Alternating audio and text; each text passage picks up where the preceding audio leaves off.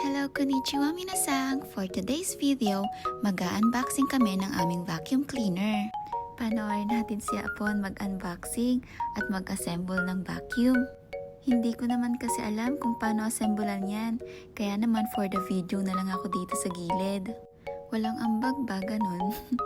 Pero di bale ako din naman ang gagamit niyan pag na-assemble niya.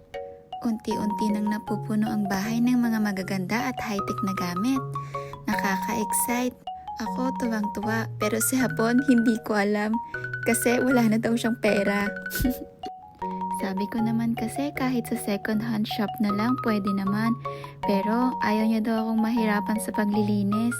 Ay, napaka-thoughtful talaga. Tsaka kung sa second hand shop daw kami bibili, masisira din kaagad.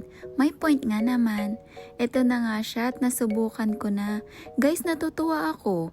Yung green na light na yon, nasisensor niya talaga yung dumi or nakikita mo siya. Kaya wala ka talagang mapapalampas na dumi. Pulido ang pagkakalinis. Nakakatuwa. Napakagaan pa at walang kahasel-hasel. Meron pa nga din dito napakalaking dumi. Ay! Si Hapon pala yun.